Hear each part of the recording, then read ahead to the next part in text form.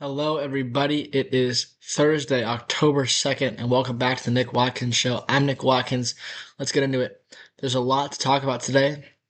Not only do we have three win or go home playoff baseball games, but we also have the 49ers playing on Thursday Night Football. A lot to talk about. We'll start with the 49ers, who travel down to SoFi Stadium, aka Levi's South, to play the Los Angeles Rams. Both teams are 3-1, tied for first in the NFC West with Seattle. And as optimistic as I am, it's not looking good. If you take a look at the starters on both sides of the ball that are out, obviously Bosa's out for the year, and that's for the defense pretty much. But if you take a look at the offensive starters that we have out today, we got Purdy, Kittle, Ayuk, Jennings, Pearsall.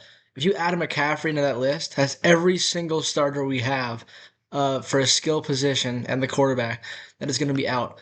Thank goodness McCaffrey's playing. Thank goodness Trent Williams is playing. Because if they weren't playing, we'd probably not score a single point.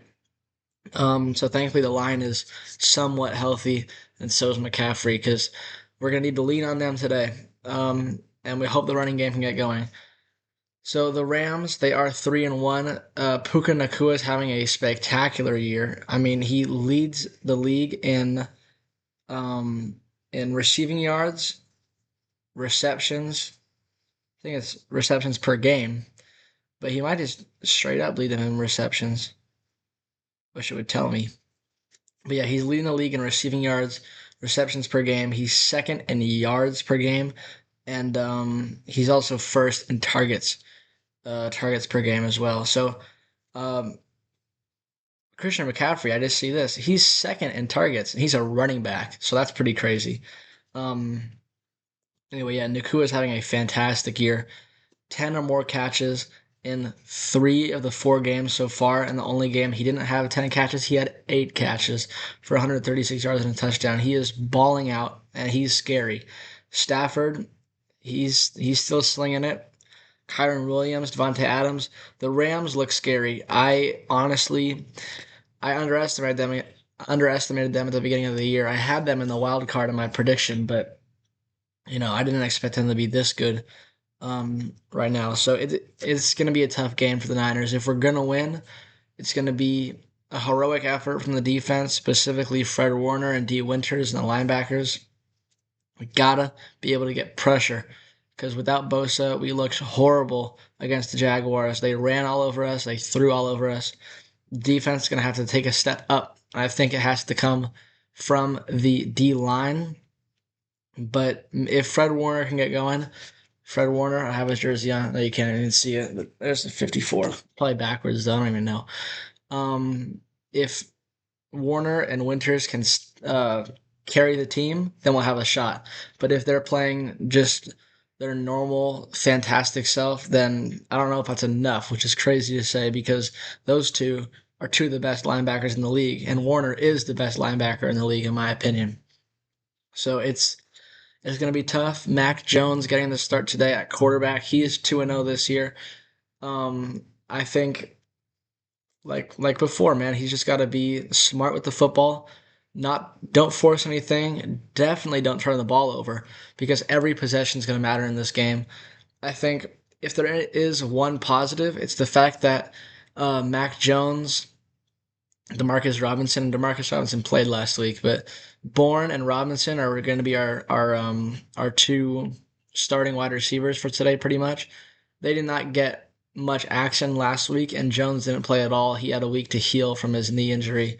So if there's anything, it means that our quarterback's going to be fresh, and our wide receivers are also going to be pretty fresh as well. And maybe in a short week on Thursday night, maybe the Rams will be tired. They had a tough game against the Colts that they ended up winning. Um, Maybe we'll come out strong and score on the first possession. That's probably a key to the game. Let's add that to the keys to the game. Score on the first possession of each half. And then another key is going to be just being physical, man. You got to be physical with these guys. If we're going to win this game, especially with the Bosa injury, and also, you want to run the football. In order to run the football, because of our receivers being out. In order to run the football, you have to be physical, you have to be strong, you have to impose your will on the other line. So trenches battle is going to be important. Being physical, division rivalry game, be physical, fly around, hit people, and have good blocking. And I think those are the keys to the game. Obviously, I want the Niners to win, and I hope the Niners are going to win. But as for a score prediction, I think, just the way that we are right now with all of our injuries and the way that the Rams are playing, I don't see us winning this game. Obviously, there's a chance, and I'd like to win the game. But for a score prediction, Thursday night, short week, it's going to be loud with Niner fans, though, so that might give us an advantage. But, I think it's going to be 24, we'll call it 24 to 13. But hopefully we win the game. If we are going to win the game, I see it being a all-time performance from Christian McCaffrey. But I don't see it being very high scoring. I don't think we're going to win in the shootout. I think we're going to win if it's a classic Thursday night slugfest, sloppy play. So if we are going to win the game, maybe it'll be like 17 to 14, low scoring, not that many points. So that's what we're hoping for a nice performance from the 49ers today. And maybe Eddie Pinheiro will be the MVP again if he hits like 6 field goals or something. Maybe that's what we have to do. Just get in the field goal range, man. Take the 3 points, which is crazy to say. If we had Moody, that would not be happening. So shout out Pinheiro. Little shout out there.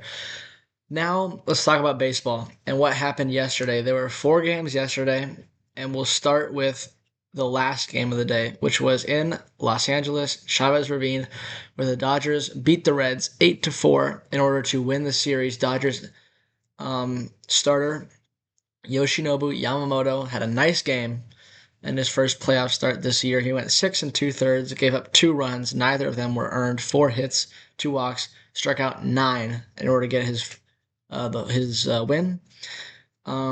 The Dodgers offense was better than the Reds. That's just what it was. Although, one thing to keep in mind is the bullpen, once again, they tried their hardest to blow the game. But the Dodgers offense, just too much for the Reds. But that's a thing to keep an eye on, is if in the next series where the Dodgers go to Philadelphia, if the bullpen is continuing to be a problem, then the Phillies should win that series a lot easier than anyone would expect them to, because the Phillies offense is miles better than the Reds offense. No disrespect to the Reds. That's just how good the Phillies are. And they have one of, if not the best offenses in baseball, right up there with the Dodgers. And if the bullpen continues to be a problem, then Phillies win that series. But we'll get to that after all these wild card series have wrapped up. Let's go to Cleveland, where the Guardians had an explosion in the 8th inning of the game. They scored 5 runs there in order to win 6-1. Winning pitcher was Cade Smith. The starter was Tanner Bybee, and he got pulled quickly. And Casey Mize, the starter for the Tigers, he also got pulled quickly. The loss went to Troy Melton.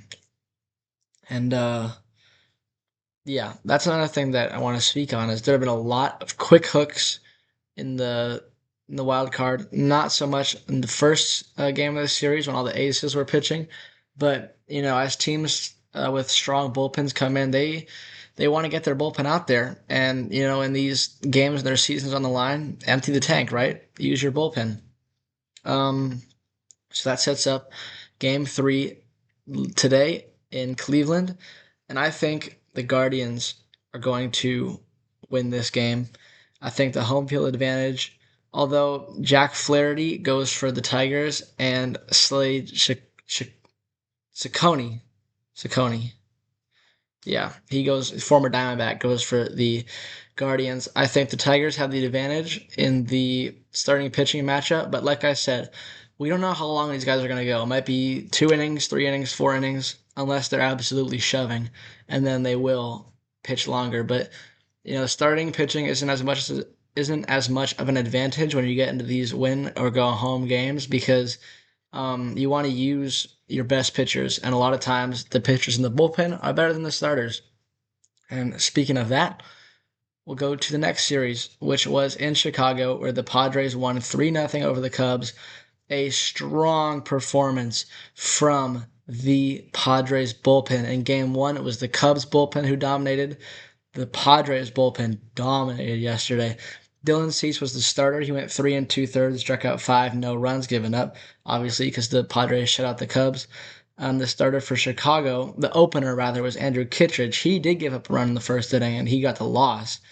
And then taking a look at what the bullpen did, it was Adrian Morejon got the win, 2 1/3. The Reaper, Mason Miller, came in. He went 1 2/3, struck out 5 hitters, and then hit one guy. So Mason Miller has faced 9 batters in the postseason. He's hit one guy and he's struck out the other 8. And every single out he's recorded has been by way of the strikeout. Filthy stuff from the Reaper in his first postseason series. That is scary, especially as a Giants fan having to go up against that. He's a problem. The Padres scored their runs thanks to a sac fly in the first inning, and then Manny Machado hit a 404-foot home run, a 2-run shot, and that was enough. That was enough to win the game for the Padres. I think, and for the game later today, the starting pitcher for the Padres is Yu Darvish. For the Cubs, it's Jamison Tyone. I think advantage Padres in terms of starting pitching, and then obviously their bullpen is fantastic. It's just a matter of, will the Cubs offense show up? And I think that's basically what it is. It's, especially for this game, I think after 5, whoever's ahead, that might be it, because these two bullpens are very good. I don't expect to see a lot of high scoring. I don't expect to see runs. I don't expect to see many lead changes from later in the game. I think, man, whoever's ahead after 4 or 5, that's wraps. So scoring early is going to be a key for both of these teams. I think I predicted the Cubs to win the series. After what happened in game 2, I'm leaning Padres, but you got to stick with your prediction, right? So I'm going to go with Cubs, but I have a feeling that the Padres, as long as the Padres have the lead, then it's over. But I'm going to go with the Cubs just for the sake of the predictions that I made earlier. So we'll say Cubs, but I think it's going to be close. I said before this was the most entertaining series baseball-wise, and I think it's definitely, actually, we have yet to see Game 3, obviously, but two best teams going at it down to the wire. As for the most entertaining baseball, that happened in New York with the Red Sox and the Yankees in that rivalry, perhaps the greatest rivalry ever. And boy, did it deliver yesterday. Yankees won 4-3. The starter for the Yankees was Carlos Rodon, went 6 innings, struck out 6, gave up 3 earned runs. The starter for the Boston Red Sox was Brian Bayo. He went 2 1/3. Very quick hook. He gave up 2 earned runs. Didn't strike out anybody. The win went to the airbender, Devin Williams, who has had his struggles this year. So that's a big confidence booster for the Yankees, knowing that Devin Williams got the win, and he did not give up a run. The save went to David Bednar, who struck out 2 to get the save and almost gave up a home run, flew out to the warning track on the last at-bat of the game. Garrett Whitlock got the loss for the Red Sox, and he threw 47 pitches in relief. He went 1 2/3, and he gave up just the 1 run. But that was it. That was the loss. It was back and forth. Ben Rice led off the game with a 2-run home run in the first, but then Trevor Story tied it up with a 2-run single. Judge got a single that went off of Duran's glove. He almost had it, but he could not bring it in. Then in the 6th, Trevor Story hit a solo homer to tie the ball game. In the 7th inning, I think it was the 7th. Yeah, the 7th inning. The bases were loaded for the Red Sox, and Trevor Story came up to the plate. He'd already knocked in 3 RBIs already in the game, and he flew out to the warning track. I just want to pull up to see how much it was. So it says 393 feet. it looked a lot closer than that. It would not have been a homer anywhere, but it was dang close. It was a sharp line out, 102 off the bat, went at 393 feet. He almost had a grand slam to put the Red Sox ahead. It would have been his second homer of the game, but unfortunately for him, it was caught at the warning track. And Fernando Cruz was so hyped up about it. If you want to go watch that replay, he was screaming and yelling. And then later in the eighth inning, Austin Wells knocked in Jazz Chisholm. Chisholm scored from first on the single from Wells, and that was enough. And the Yankees managed to take Game 2. It's a very exciting series. Both of these games have been nail biters down to the wire for sure. I think as for today, taking a look at the starting matchup, it's going to be Connolly Early and Cam Schlittler for the Red Sox and Yankees. And these are two very young pitchers, both rookies, I think. I don't expect them to be in the game very long, maybe 2 or 3 or 4 innings, unless they're absolutely dealing, but I don't see that happening. It's going to be another bullpen game. Um, I think, you know, it's going to be close. It's going to be very close. I think Yankees are going to win. I think if the Yankees are to win, it's going to be because of their offense and not because of the pitching. They're going to be clutch. They're going to score runs. Maybe Aaron Judge hits a home run. You never know. I think it's going to be very close, though. It's going to be entertaining. That's on at 5:08 at the same, just a couple minutes before the Niner game. So, yeah, lots of playoff baseball today. I see the home teams winning every single game, but you never know, right? It is the October baseball. Anything can happen. So, 3 playoff baseball games today. NFL football, Thursday night football, the Niners and the Rams, big rivalry. It's going to be exciting.